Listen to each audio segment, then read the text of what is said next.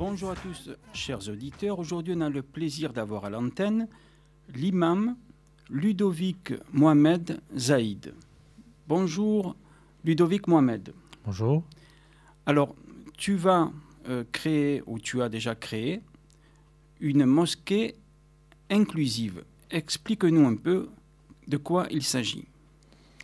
Ce genre de mosquée inclusive existe déjà aux États-Unis, au Canada, en Indonésie, en Afrique du Sud, dans des pays où certains musulmans, en général des femmes ou des gens appartenant à des minorités sexuelles, mais aussi des hétérosexuels, des hommes, certains musulmans qui se disent progressistes, ont décidé d'ouvrir des salles de prière, des mosquées, pour accueillir tout le monde, sans discrimination, quelle que soit l'orientation sexuelle, le sexe, le genre, l'ethnicité, les convictions religieuses de telle ou telle personne. Donc ce sont des mosquées fondamentalement inclusives, par définition, où tout le monde est le bienvenu. Par exemple, une femme qui n'a pas envie de prier voilée, qui se sent mal à l'aise avec un voile, on ne va pas la forcer à porter un voile dans cette mosquée. Quelqu'un qui est un peu efféminé ou qui s'habille avec des couleurs un peu colorées, on ne va pas lui demander pourquoi il est habillé comme ça ou comme ça. Si telle personne a envie de porter des boucles d'oreilles, ça ne nous dérange pas non plus. L'essentiel, c'est pour nous, dans ce genre de mosquée, de pouvoir partager un moment spirituel authentique, un moment de méditation, de partage humain, d'échange. Bon, à part ça, on célèbre la prière comme dans toutes les mosquées. On fait le Jumu'ah, c'est-à-dire une fois par semaine, une prière hebdomadaire où nous nous réunissons pour prier tous ensemble. Il y a un sermon en deux parties, l'appel à la prière, qui peut être fait par une femme aussi. Rien n'interdit aux femmes de faire l'appel à la prière, d'être des imams. De plus en plus d'intellectuels musulmans aujourd'hui reconnaissent que, effectivement, il y a de ce point de vue-là une stricte égalité. Il devrait y avoir une stricte égalité entre tous les musulmans et les musulmanes, ce qui n'est absolument pas le cas à l'heure actuelle dans l'immense majorité des mosquées qui existent en France ou ailleurs. Et j'espère que cette mosquée sera la première, c'est la première en Europe, la première d'une longue liste de mosquées qui seront de plus en plus inclusives. Ce sont des mosquées de l'unicité, comme on dit, c'est-à-dire ce qu'on appelle en arabe tawhid. C'est l'unicité de Dieu, mais aussi l'unicité de l'humanité, de tous les êtres humains, en miroir de celle de Dieu. Et ça, c'est fondamental pour les musulmans, en principe. Mais après, dans les faits, on a du mal à l'appliquer au quotidien, parce qu'il y a beaucoup de traditions culturelles. Et la religion fait partie des traditions aussi. Les deux sont interpénétrés, bien sûr, mais je pense qu'il y a un moment où il va falloir dépoussiérer tout ça, parvenir à dissocier ce qui relève de la tradition et qui n'a rien à voir avec la recherche spirituelle authentique. Oui. Avant de parler des détracteurs qui disent, certains en tout cas, que c'est haram, que c'est un péché pour un musulman d'être homosexuel. On va d'abord parler de ton livre, Ludovic Mohamed. Alors, je donne le titre, Le Coran et la chair, des éditions Max Milo. Ludovic Mohamed, tu étais en Algérie il y a plusieurs années avec des frères salafistes. Et pourtant, il y avait en toi quelque chose qui te poussait à quitter ces frères. Dis-nous, que s'est-il passé ?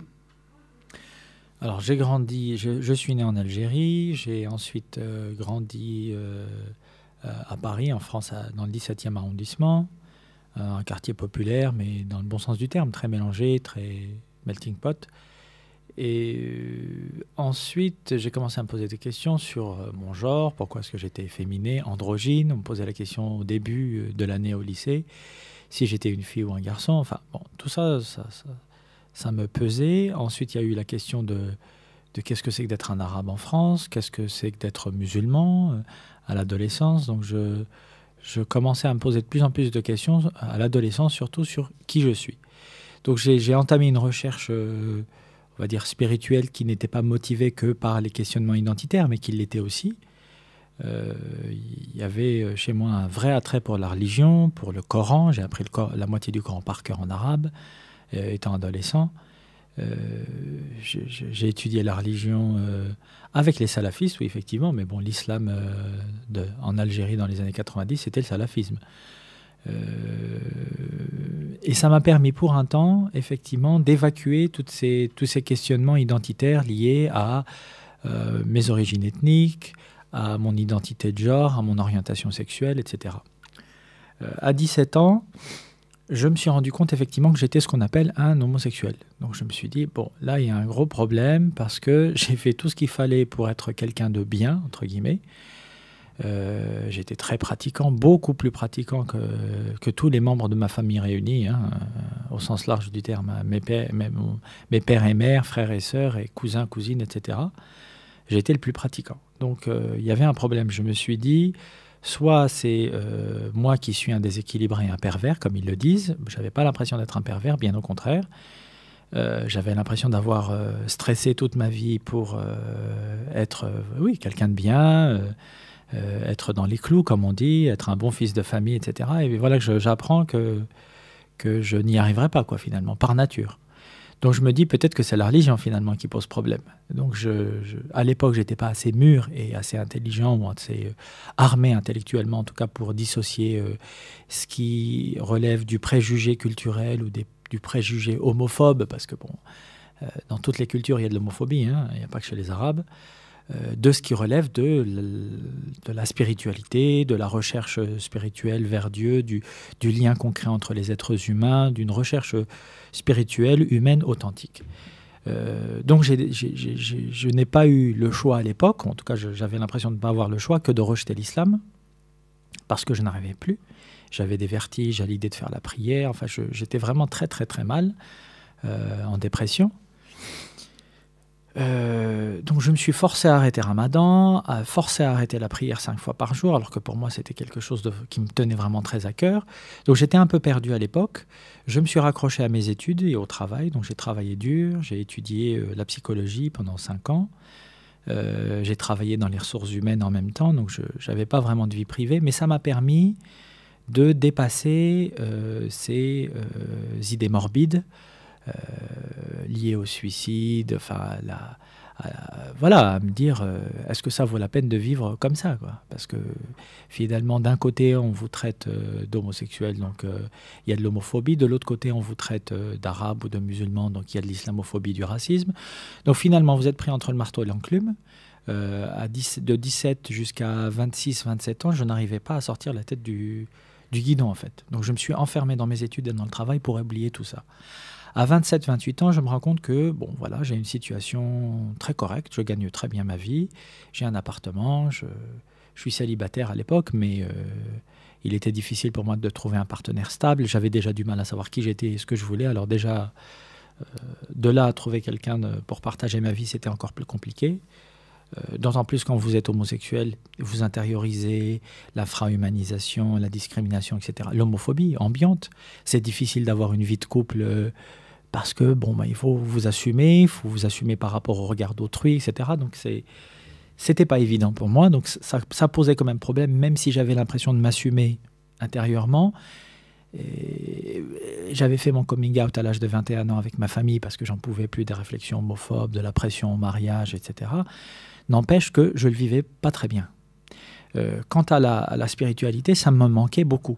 Et je me suis autorisé à y repenser à l'âge de 27-28 ans. Un peu avant la trentaine, je me suis dit, voilà, j'ai une vie, une bonne situation, mais je suis perdu. Et je disais à ma sœur, je me revois encore lui parler au téléphone, je ne suis pas malheureux, mais si c'est ça la vie, je ne suis pas heureux. Je sentais qu'il y avait quelque chose qui me manquait, que j'avais connu à l'adolescence et qui me parlait beaucoup, qui était au-delà, finalement, j'avais compris que c'était au-delà du dogmatisme, du salafisme, de la fuite en avant par rapport au questionnement identitaire lié à la sexualité, au genre, à l'origine ethnique. Donc il y avait quelque chose dans la religion, dans la spiritualité, qui me plaisait beaucoup et qui me manquait beaucoup à l'époque. Donc je suis revenu à la spiritualité par le biais de la méditation pour stresser un peu moins au travail, etc. Donc je méditais un peu à la manière bouddhiste. le bouddhisme que j'ai découvert me faisait moins peur que l'islam parce que finalement c'était quelque chose de moins lié à la masculinité toute puissante qui est très en vigueur dans les cultures arabo-islamiques à l'heure actuelle.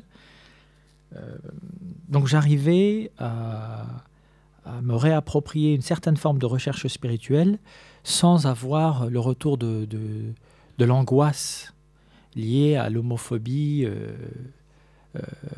que j'avais rencontrée dans le salafisme, par exemple, en l'occurrence. Donc je suis allé au Tibet, j'ai fait un pèlerinage au Tibet, je suis allé à Lhasa, je suis allé à Katmandou, enfin, je me suis vraiment imprégné du bouddhisme et ça m'a beaucoup parlé, ça m'a beaucoup appris sur qu'est-ce que c'est que la spiritualité, qu'est-ce que c'est que la recherche vers Dieu, etc. Ceci dit, j'ai vu que dans le bouddhisme, il y avait des moines qui disaient aussi que les femmes sont réincarnées en femmes parce qu'elles n'ont pas un bon karma, etc. Un jour, si elles ont de la chance, elles seront des hommes. Bon, je me suis dit, c'est quand même très misogyne. J'en ai vu d'autres qui disaient ah non, l'homosexualité c'est contre nature, hein, ça c'est pas, alors que c'est tout à fait naturel, qu'on n'a pas bricolé l'homosexualité dans un coin juste pour embêter tout le monde, que l'homosexualité a été étudiée à l'heure actuelle depuis des décennies chez plus de 400 espèces animales, qu'aujourd'hui on sait que psychologiquement, psychiatriquement, ça n'est pas un trouble, un déséquilibre, ça fait partie de la nature humaine. Donc je me suis dit, finalement, il peut y avoir de l'homophobie, de la misogynie partout. Dans le bouddhisme, l'islam, le christianisme, en France, en Arabie Saoudite, aux États-Unis, partout. Je me suis dit, ça fait partie aussi de la nature humaine, ça. La peur, la phobie, la peur de ce qui est minoritaire, de ce qu'on considère comme étant différent. On n'est pas différent. Il y a un continuum des genres et des sexualités humaines, et puis il y a des gens qui se trouvent à un extrême ou à un autre, qui sont soit exclusivement hétérosexuels, soit exclusivement homosexuels. Et aujourd'hui, on sait bien que d'un point de vue psychologique, la majorité des gens se situera un peu entre les deux, un peu potentiellement bisexuels. Mais bon, à l'époque, je commençais à peine à réfléchir à ces questions-là de ce point de vue-là. Et je me disais, peut-être que si j'ai besoin de spiritualité, il vaudrait peut-être mieux revenir vers l'islam, me réapproprier l'islam, voir si effectivement, je ne peux pas me donner une dernière chance avec l'islam et voir si c'est l'islam qui pose problème ou si c'est certains homophobes au sein des communautés musulmanes en France ou ailleurs, comme il y a des homophobes chez les bouddhistes, quoi, ce que j'ai découvert à l'époque. Donc je décide cet été-là, d'acheter mon billet pour la Mecque. Voilà, je me dis, il faut aller aux sources de l'islam, il faut que j'arrête d'écouter ce que me disent Tartampion, un tel, Pierre-Paul Jacques sur l'islam. Je vais aller aux sources de l'islam et je vais voir là-bas, en direct, connecté à la source. Si j'arrive vraiment, ça a été un combat, hein, à me réapproprier l'islam. Et ça a été... Bon, alors il y a eu quelques petits moments d'angoisse, parce qu'effectivement, c'est un pays assez... l'homophobie est une homophobie d'État là-bas, en Arabie Saoudite, donc vous pouvez vous faire exécuter si vous êtes pris à avoir des rapports sexuels entre personnes de même sexe, etc. Bon, encore faut-il qu'ils vous prennent, et j'étais pas là-bas pour ça, mais n'empêche que ça stresse un peu, quoi. C'est le moins qu'on puisse dire. Mais à part ça, j'ai vraiment... je me suis reconnecté à l'époque avec l'adolescent que j'ai été, en fait. Avec cette partie de moi-même que j'avais cru pouvoir éliminer, comme on essaierait de se couper un bras, et dont j'ai été incapable de l'effacer, de la mettre totalement de côté, qui est, en fait, ma recherche spirituelle par le biais de l'islam, dans la tradition islamique. Et ça m'a permis de mettre de côté aussi tous ces questionnements qui étaient comme des bourdonnements, en fait, en arrière-fond de ma conscience et qui n'ont jamais totalement disparu non plus. Des questionnements liés au genre, à la sexualité, à l'ethnicité, des questionnements identitaires qui finalement, là, à la Mecque, devant la Kaaba, me posaient plus de problèmes. Je ne me posais plus de questions sur qui j'étais. J'existais et ça me suffisait, en fait. C'est la première fois de ma vie que ça m'arrivait, après 30 ans. Donc je reviens en France, après cette expérience un peu mystique, quoi, finalement. Et ça me prend quelques années quand même. J'y vais doucement et je m'interdis d'y aller trop rapidement. J'y vais tout doucement, ça me prend à peu près 3 ans pour reprendre une pratique spirituelle conforme un peu à la tradition islamique, on va dire, avec les 5 prières par jour, Ramadan pendant 1 mois durant l'année, etc., etc. La lecture du Coran, ça c'était très difficile de reprendre le Coran. Bon, là, j'ai réappris une partie du Coran par cœur, etc. Donc, je le récite avec grand plaisir tous les jours. Mais à l'époque, c'était vraiment un combat pour me réapproprier tout ça et vraiment reprogrammer ma conscience, en fait. Reprogrammer la représentation que j'avais de qu'est-ce que c'est que l'islam. L'islam n'est pas une religion homophobe, n'est pas une religion misogyne, n'est pas une religion raciste, antisémite. C'est les gens qui le sont. C'est certaines personnes qui sont minoritaires, qu'on entend beaucoup, trop, mais ça aussi, ça dépend de nous.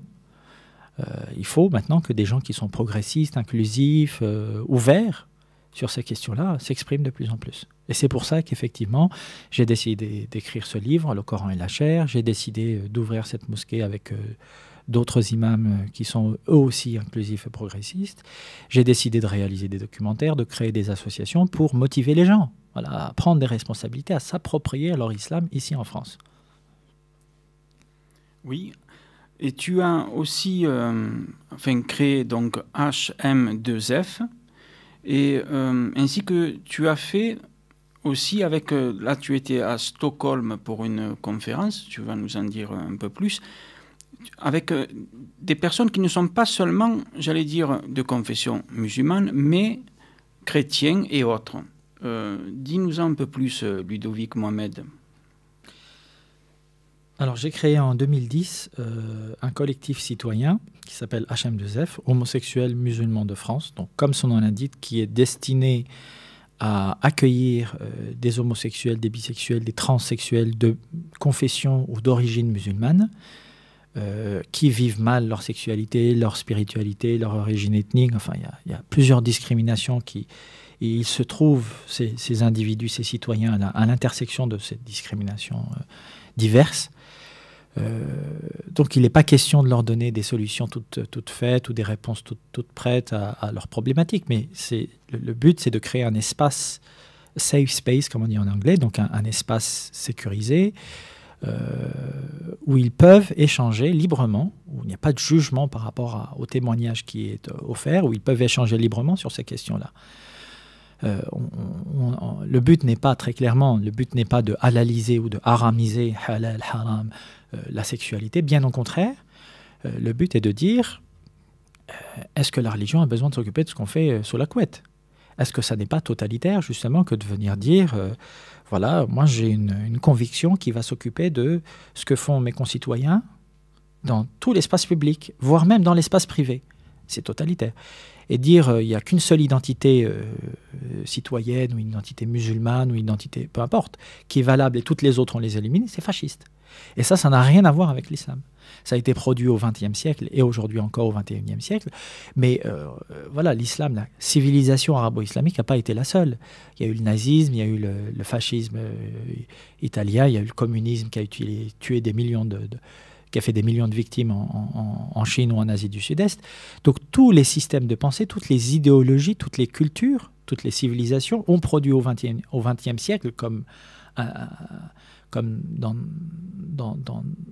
aucune autre époque de notre humanité, a produit des systèmes de pensée qui sont fascistes et totalitaires, qui veulent s'occuper de toute la vie de l'individu, de toute la vie de la société, de manière normative, pas normée.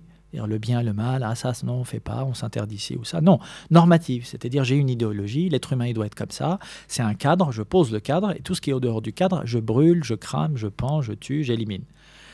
Ça, c'est fasciste, c'est totalitaire, et ça n'a rien à voir avec l'islam.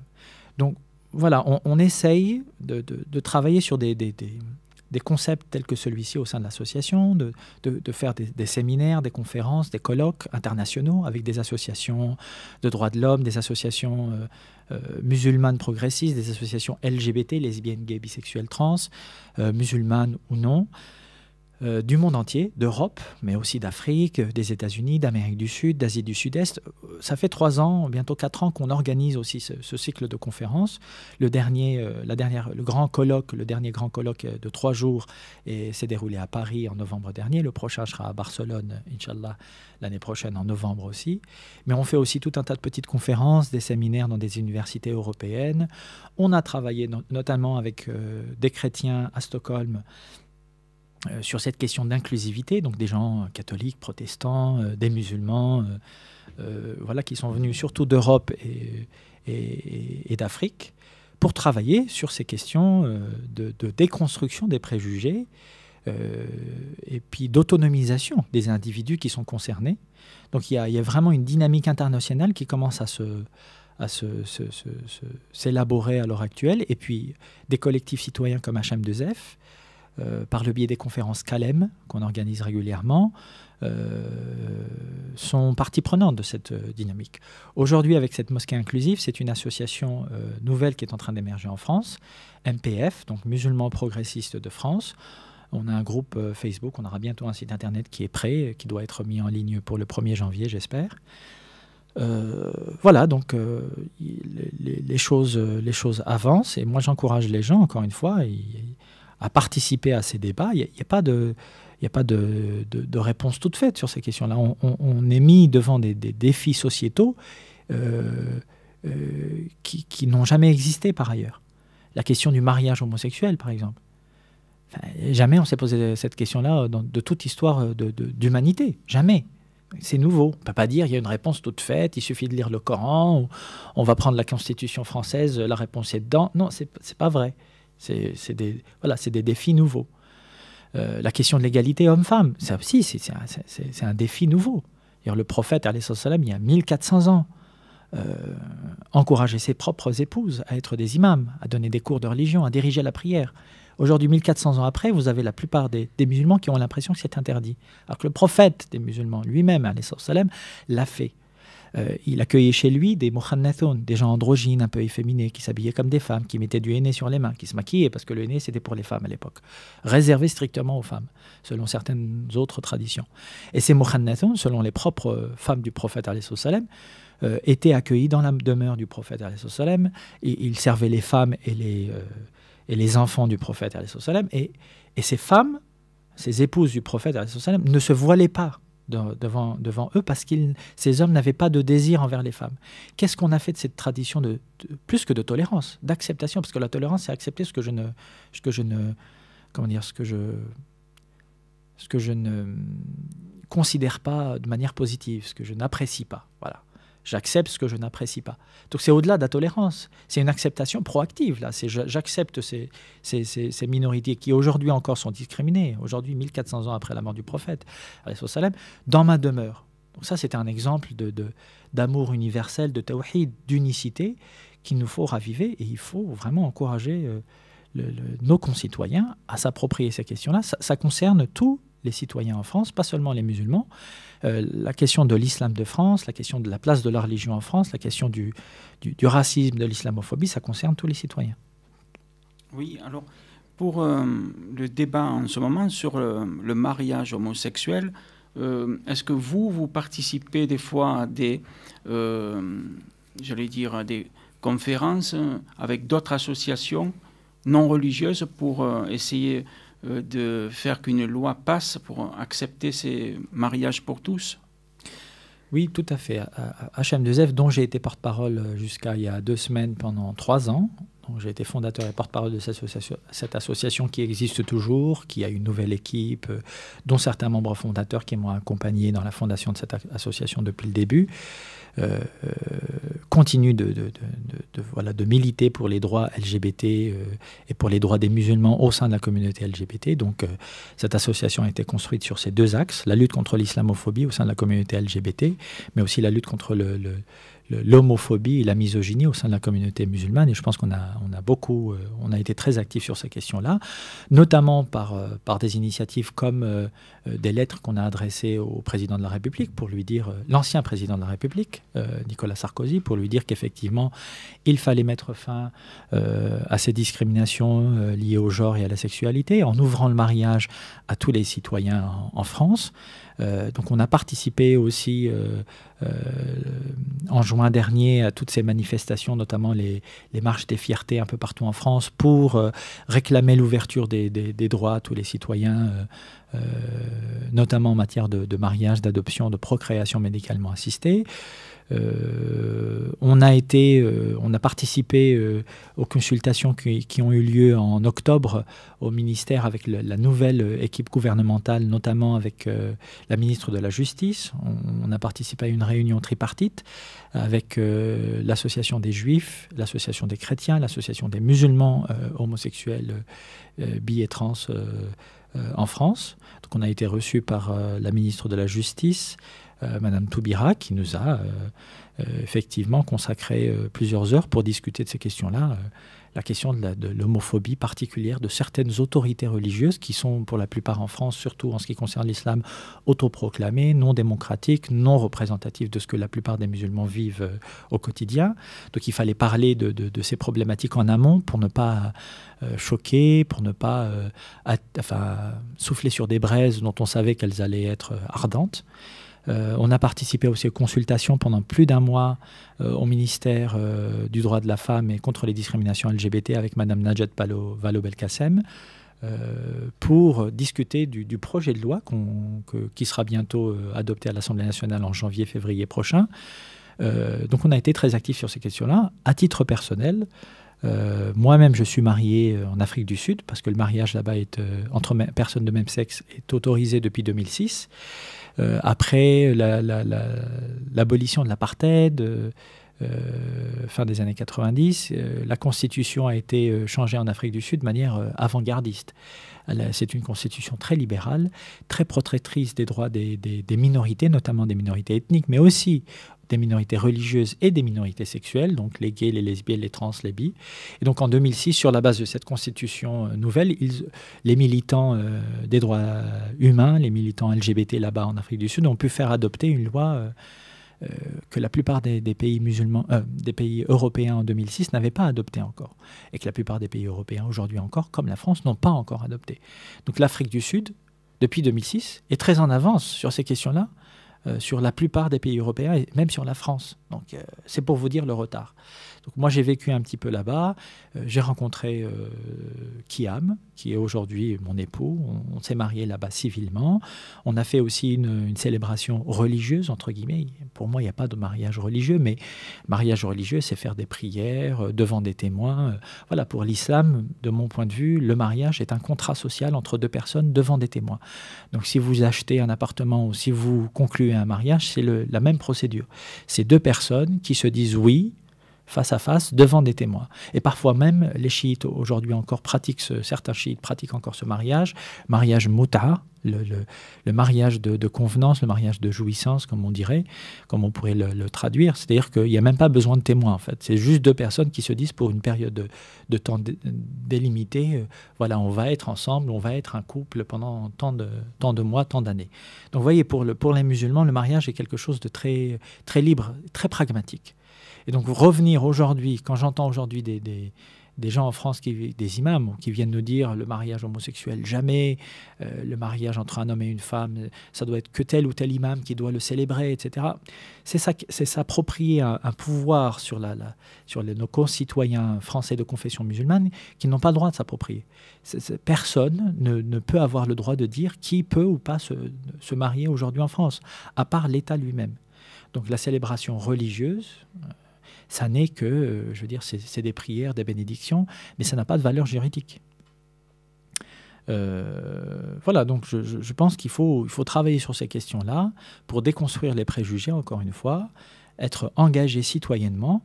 Moi, je ne suis pas un intégriste ou un extrémiste de la lutte contre l'homophobie ou de la lutte contre l'islamophobie. Je veux dire, je sais que certains de nos concitoyens sont racistes, d'autres sont homophobes, et ça ne me pose pas, ça m'empêche pas de dormir parce que je fais beaucoup contre ça, tant que ça ne dépasse pas certaines limites, les limites de la violence et les limites de la libre expression. Chacun a le droit de s'exprimer. D'ailleurs, il y a des gens qui manifestent aujourd'hui contre le mariage homosexuel, par exemple, d'autres qui manifestent pour le mariage homosexuel. Bon, c'est très bien. Et même des homosexuels eux-mêmes qui sont contre le mariage homosexuel, qui n'ont pas envie de se marier. Il faut juste comprendre que ce n'est pas un droit spécifique, c'est juste l'ouverture d'un droit à tous les citoyens. C'est la déconstruction d'une inégalité aujourd'hui dans un État laïque qui se dit promouvoir les droits de tous les citoyens, à l'égalité, à la fraternité, à la liberté. Donc je pense que c'est une évolution logique du droit en France. Il faut s'en réjouir. Après qu'il y a des gens, une minorité de Français qui depuis quelques années, ils sont minoritaires, soient contre, ça ne me pose pas de problème. Ils peuvent s'exprimer pour moi. L'essentiel, c'est qu'on avance. Voilà. Et aujourd'hui, les musulmans en France se posent ces questions-là aussi. Il y a encore un article qui est paru il y a quelques jours sur un site qui s'appelle Oumma.com, qui est le plus grand site au monde d'information musulman en langue française. Il y a plus d'1,5 million d'abonnés sur ce site. Et quelqu'un comme Michael Privot, qui est aussi qui est un intellectuel engagé, qui est converti à l'islam, qui est président de l'ENAR. Donc c'est European Network Against Racism, donc une confédération contre le racisme au niveau européen, dont HM2F fait partie, a publié un article en disant bon ben voilà, il n'y a aucune preuve ni dans le Coran ni dans la Sunna, la tradition du prophète alayhi salam, comme quoi l'homosexualité est un crime, un péché. Il n'y a aucune preuve, aucun hadith véridique, authentique, qui dit il faut tuer les homosexuels. Tout ça, c'est de l'islamophobie ou de l'homophobie justifiée par une certaine forme d'islamisme. Enfin, c'est un peu des deux. Il y a aussi des gens qui aiment voir les musulmans empêtrés dans ce genre de traditions apocryphes qui n'ont rien à voir avec ce que le prophète a vécu, a donné comme exemple de son temps. Et c'est bien de le rappeler. Je pense que c'est un article qui est très intéressant. Donc les choses sont en train d'évoluer, de bouger. Michael Privot a encore rappelé en conclusion de son article que la question de l'homosexualité ou du mariage homosexuel est une question qui doit être débattue de manière libre et apaisée dans un État démocratique et laïque. Et les musulmans prennent part à cette discussion. Voilà, il y a des musulmans qui sont pour, il y a des musulmans qui sont contre. Et c'est un débat qui est sain et qui doit avoir lieu. Oui. Alors pour les auditeurs qui ne sont pas dans des religions, mais qui sont, j'allais dire, athées ou qui aiment plutôt la science, on voit qu'il est en vogue en ce moment on parle beaucoup de NDE, EMI, c'est-à-dire, j'explique juste en quelques mots, des personnes qui sont mortes pour quelques minutes et ensuite reviennent à la vie parce qu'un électrochoc, etc., ils voient des choses de l'autre côté. Alors, ce qui est intéressant, parce que j'ai fait pas mal d'émissions sur ce sujet, j'ai constaté, et évidemment je ne suis pas le seul, que des personnes de différentes religions, et même ceux qui ne sont pas dans les religions, voient de l'autre côté des choses selon vraiment leur conscience, selon leur croyance, et il n'y a jamais, par exemple, un musulman, il ne va pas voir Jésus-Christ, il va lui dire maintenant il faut que tu te convertisses au christianisme, par exemple, et vice-versa. Et tout ça pour dire, est-ce que toi, Ludovic Mohamed, qui a étudié pendant 5 ans quand même en psychologie, tu t'es intéressé à la vie après la mort? Est-ce que ça t'a aidé justement à être libre, à te dire ce que je vais voir de l'autre côté, c'est vraiment l'état d'esprit que j'ai aujourd'hui. Et je n'ai pas à m'inquiéter. Si je suis ouvert d'esprit, je verrai des bonnes choses. Et si je vis dans la peur, c'est normal qu'on se crée des scénarios qui viennent de nous-mêmes en vérité, et non pas qu'on subit. Que penses-tu de cela, Ludovic Mohamed? C'est une question très intéressante d'un point de vue anthropologique. Moi, je suis psy de formation, mais je fais un doctorat à l'heure actuelle en anthropologie sur l'islam et la diversité des genres et des sexualités, en fait. Donc, j'interviewe des gens, voilà, en entretien. Je suis avec des gens qui sont en général homosexuels, bi ou transidentitaires et musulmans ou d'origine musulmane. Et j'essaye de voir voilà, quelle est la représentation qu'ils ont de leur existence, de leur sexualité, de leur genre, de leur religion, de leur tradition culturelle, etc., du lien qu'ils ont à la famille, du rapport qu'ils ont à la citoyenneté aussi, à l'engagement politique ou citoyen. Donc, toutes ces questions-là m'intéressent. Et c'est vrai que la question de la vie après la mort, de qu'est-ce que je vais devenir après cette vie, après cette existence, revient souvent, en fait. Même si chez des gens qui ne sont pas forcément pratiquants. Bon, ça, on peut le comprendre. Même quelqu'un qui est athée, il va assez naturellement se poser la question de savoir ce qui va se passer de l'autre côté. Moi, j'avoue que personnellement, je pense surtout à cette vie-ci d'abord.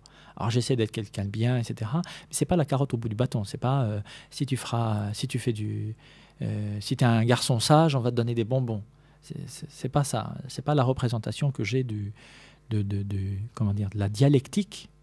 Il y a de la dialectique spirituelle. Je pense qu'on est en dialogue avec Dieu en permanence, que voilà, on évolue dans cette dimension-là, et que après, avant, tout ça, ça n'a pas de sens. Avant, après, le temps, l'espace, ce sont des choses qui sont intrinsèquement liées à l'univers, à la réalité, entre guillemets, dans laquelle on vit à l'heure actuelle. Donc j'ai envie de dire, moi ça m'intéresse, mais moyennement.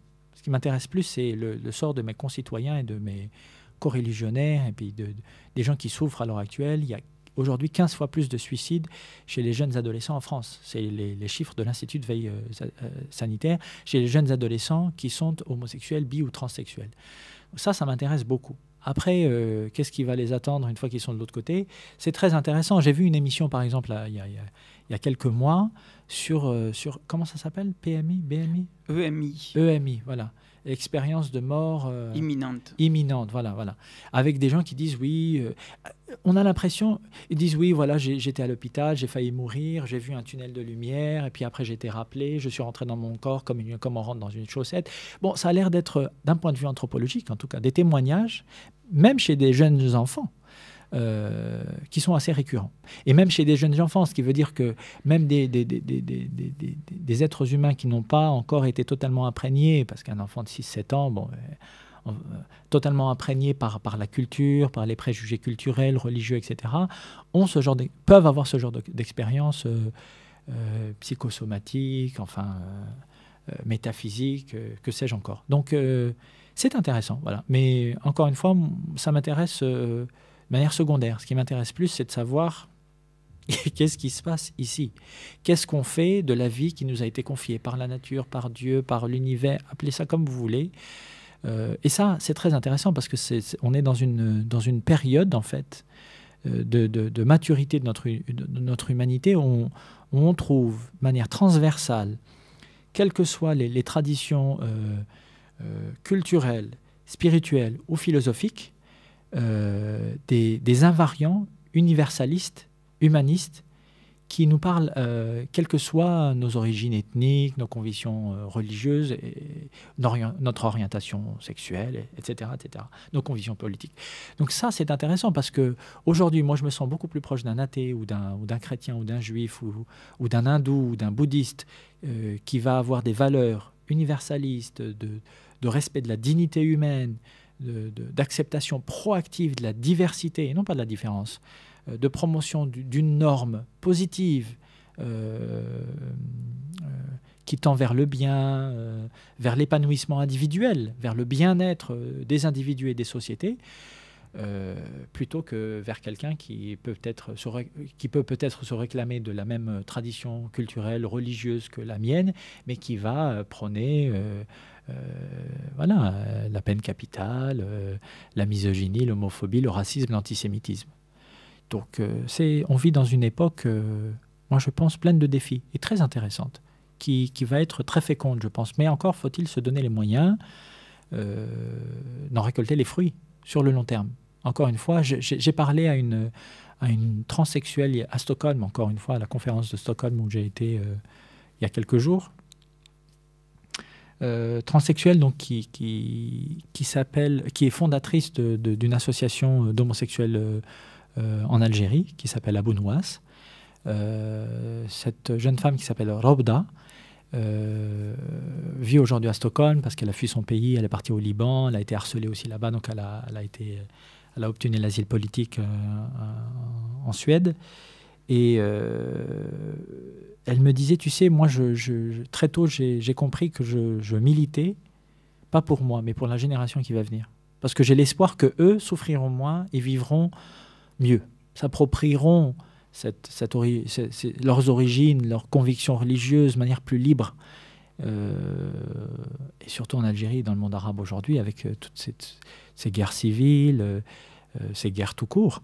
où voilà, cette ébullition sociale qui va donner, on ne sait pas trop ce qu'elle va donner, et qui a tendance souvent à prendre comme bouc émissaire des minorités sexuelles ou des femmes ou, voilà, ou des minorités ethniques, bien ça a d'autant plus d'écho. Vous voyez, tu vois, ce genre de propos. Je pense vraiment qu'on... moi, voilà, j'ai étudié, j'ai travaillé toute ma vie, je suis encore jeune, hein, mais bon, j'ai quand même beaucoup bataillé. Et je me dis que, bon, je suis marié, j'aurai un jour des enfants, j'espère adopter des enfants avec mon mari. Je pense que dans 10 ans, tout ça, on n'en parlera plus, mais ma vie aura été faite dans 10 ans. Ma vie aura été faite. Et j'aurais passé, alors là, ça fait déjà 15 ans, j'aurais passé 20 ou 25 ans de ma vie à batailler pour qu'on me foute la paix, quoi. Qu'on me laisse juste vivre comme je suis et décider de ce que je veux faire de ma vie. Donc l'autodétermination et l'autodéfinition. C'est à moi de dire qui je suis, puis c'est à moi de dire ce que je veux faire de ma vie. Juste pour ça, ça m'a pris 25 ans de ma vie. Ça va me prendre 25 ans de ma vie. Donc j'ai l'impression quand même que, voilà, déjà aujourd'hui, dans cette réalité-là, on a beaucoup de choses à faire. Après, voilà, l'au-delà, je pense que voilà, on a le temps d'y penser, et puis quand on ne part pas de vue ce qu'on appelle le feu sacré dans l'associatif, c'est-à-dire quand on ne perd pas de vue qu'on fait tout ce qu'on fait pour aider les gens, pour faire en sorte qu'ils souffrent moins, je pense qu'on n'a pas vraiment de souci à se faire pour ce qui se passera de l'autre côté. Au contraire, je pense que quelle que soit la représentation qu'on peut en avoir, la représentation préjugée, parce qu'on a un cerveau humain qui expérimente pour connaître. Aujourd'hui, on ne peut pas expérimenter ce qui se passe de l'autre côté. Bon, on découvrira. Ça sera encore une autre découverte, encore une renaissance à une autre forme de conscience qui me réjouit, mais en même temps, je me concentre beaucoup sur cette réalité-là. Alors, je médite aussi beaucoup, je lis beaucoup le Coran, je fréquente aussi des cercles soufis où on médite en groupe aussi. Tout ça, ça m'intéresse, ça m'ouvre les chakras, comme on dirait en tradition extrême orientale, mais j'essaie de garder les pieds sur terre et la tête dans les nuages. Oui, j'avais fait une émission avec Éric Sablé qui nous disait quelque chose d'intéressant. Donc, il disait qu'il y a des délogues dans le Tibet. Toi, tu es allé au Tibet, Ludovic Mohamed. Ces délogues ont vécu ces expériences de mort imminente. Ils sont sortis de leur corps. Et ce qui est intéressant, c'est que chacun, ça c'est vraiment spécifique aux régions, d'un bout à l'autre de la planète, chacun voit selon sa culture. Donc c'est clair qu'il disait, ce spécialiste de ces régions-là, qui est allé sur place, qui a fait des enquêtes, et que ces personnes ne voyaient jamais Jésus-Christ ou le prophète Mahomet, mais ils voyaient des divinités locales. Alors, pour encourager les personnes, pour ceux qui se posent des questions sur l'au-delà, comme tu dis si bien, Ludovic Mohamed, il faut vivre sa vie pleinement ici-bas. Ne pas s'inquiéter pour l'au-delà, parce que l'au-delà, c'est exactement pareil que les rêves. Si on a eu une mauvaise journée, on va faire des cauchemars. Si on a eu une bonne journée, on va faire des beaux rêves. Donc, d'après tout ce que j'ai étudié sur l'au-delà, j'ai constaté que c'est exactement comme ça que ça fonctionne. On voit vraiment, on se projette des images aussi vite que notre pensée. On croit qu'on subit quelque chose d'une divinité, de Dieu, de telle ou telle religion, mais en vérité, c'est nous qu'on se crée cela selon notre conscience. Et c'est pour ça qu'il est mieux, moi j'encourage les personnes à avoir une conscience ouverte d'esprit, pas se cantonner à tel ou tel dogme. Si on a une religion, on la conserve, mais on est ouvert aux autres religions, comme tu fais si bien, toi, Ludovic Mohamed. Oui, c'est une parabole très intéressante, une très belle parabole. Si on a une mauvaise vie, on fait des cauchemars dans l'au-delà. Oui, ça doit être à peu près ça. Après, encore une fois, je ne suis pas allé là-bas, personne n'y est allé. Mais je pense qu'effectivement, de toutes les façons, la représentation qu'on a de l'humanité, de la spiritualité, de la divinité de Dieu, est bien sûr, est imprégnée culturellement, bien évidemment. Donc il faut comprendre que ça, qu'il faut aller, que le but est d'aller au-delà de cette condition humaine qui est par définition enfermée dans telle ou telle culture, telle ou telle temporalité, etc. Bien évidemment. Ça touche à une question très intéressante, c'est la question de savoir, par exemple, en islam, pourquoi le prophète des musulmans, alayhi salam, s'est réapproprié finalement la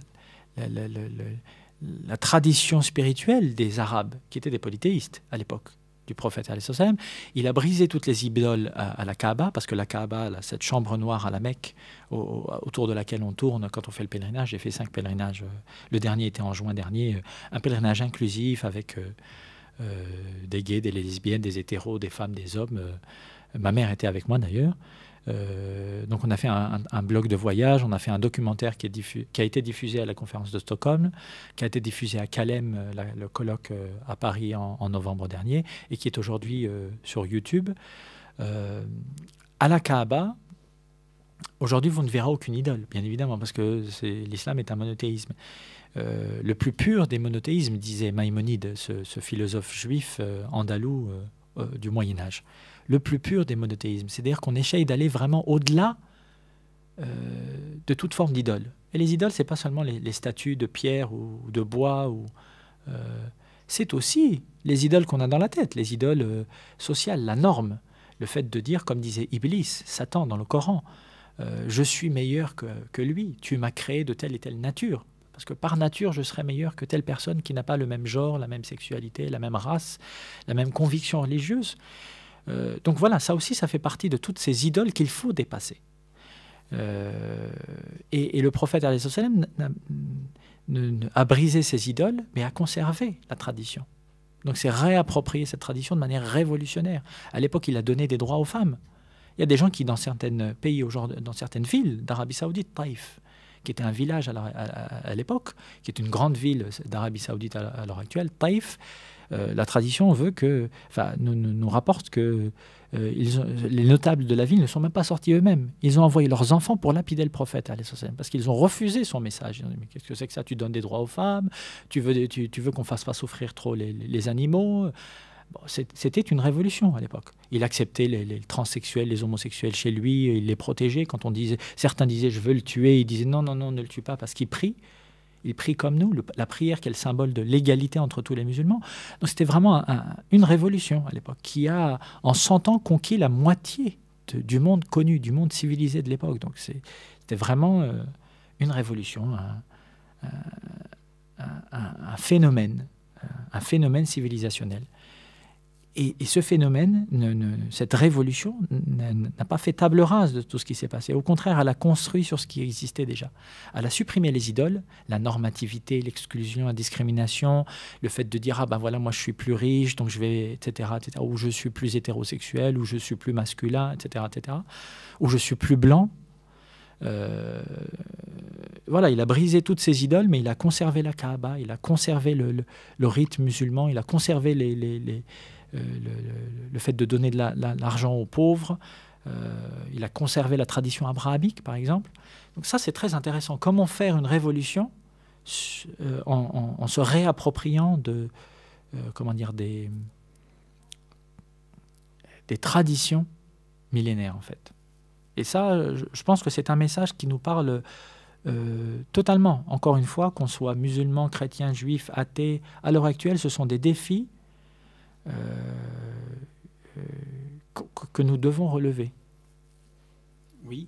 En conclusion, Ludovic Mohamed, toi qui es imam, comment vois-tu, mais aussi que tu as, je le rappelle, étudié presque 5 ans en anthropologie, comment vois-tu l'espèce humaine dans plusieurs siècles ou dans plusieurs millénaires? Est-ce que les religions, les grandes religions qu'on connaît aujourd'hui vont disparaître pour laisser place, j'allais dire, à une spiritualité universelle? Est-ce qu'il y aura plus de guerres? Est-ce qu'on peut penser que l'humain va devenir comme les anges qu'on décrit dans les religions? On peut l'espérer. Moi, étant adolescent, ce qui m'a permis psychologiquement de survivre, c'était vraiment ça, c'est beaucoup la science-fiction. J'étais féru de science-fiction, j'ai des centaines de bouquins de science-fiction chez moi. en plus des bouquins de psycho et d'anthropologie aujourd'hui, mais beaucoup de science-fiction. Et j'ai adoré Dune, de Frank Herbert, par exemple, avec ce mélange de politique, de civilisation, d'islam, finalement, très mêlé avec ces femmes, ces Bene Gesserit, avec ces robes abba noires, comme ça, qu'elle jetait sur elle, et qui étaient en fait très puissantes socialement, et qui, de fait de leurs conditions de femmes, étaient quand même placées dans une position quelque part subalterne. C'était très intéressant, effectivement, de s'inspirer de tous ces livres-là de science-fiction qui décrivent une humanité dans plusieurs milliers d'années, dizaines de milliers d'années, de telle ou telle façon. Et finalement, ces auteurs de science-fiction ne nous voient pas dans 10 000 ans tellement différents, en fait. Ils nous voient plus développés, plus apaisés, effectivement, mais toujours humains. Ça c'est rassurant quand même, parce que, effectivement, si le bon Dieu nous a créés, ou comme il nous a créés, quelle que soit la représentation qu'on ait de Dieu, de la nature, de l'univers, peu importe, mais si on a été créé comme ça, je pense qu'il y a quelque chose d'intéressant à exploiter, à s'approprier, il faut y réfléchir, en fait. Et effectivement, être de plus en plus libre, de plus en plus dans l'autodéfinition, l'autodétermination, voilà, décider de quelle humanité on veut pour demain. Oui, ça c'est ce qu'on fait au quotidien quand on est engagé de manière citoyenne. Si on ne s'attaque pas à ces problématiques-là de manière apaisée pour déconstruire ces préjugés, dans 50 ans, dans 100 ans, dans 1000 ans, on y sera encore. On y sera encore, et ça ne va pas se résoudre comme ça d'un coup de baguette magique en un clin d'œil. On l'a bien vu en France avec ces problèmes liés à l'intégration, l'assimilation, la xénophobie, enfin la montée des extrêmes dans tous les camps. Si on ne fait rien, ça ne fait que s'envenimer. Donc après, est-ce qu'on deviendra des anges de lumière? Vous savez, dans le Coran, tu sais, les anges se prosternent devant Adam.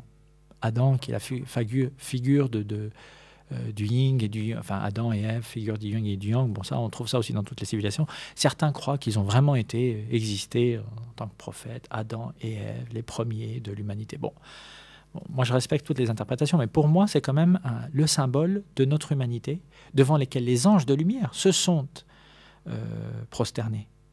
Dieu a demandé aux anges, dans le Coran, c'est ce qui est dit, en tout cas c'est notre tradition, de se prosterner devant Adam.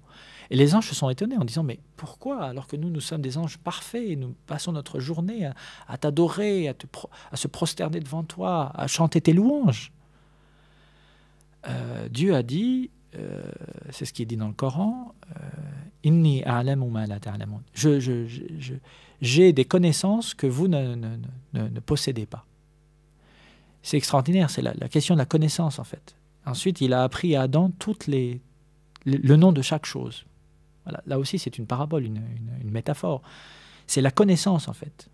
La connaissance de l'univers, de la réalité qui nous entoure, de nous-mêmes aussi, de la diversité humaine, mais aussi de l'astronomie, de les mathématiques, de la médecine. C'est la connaissance qui fait de nous des êtres meilleurs que des êtres de lumière qui passeraient leur temps à adorer Dieu. Donc il faut, je pense, pas être nostalgique de notre condition humaine en disant « Ah, mais si on pouvait un jour… » Nostalgique à rebours, en fait. Un jour, on sera peut-être des anges. Non, on est déjà meilleurs que des anges.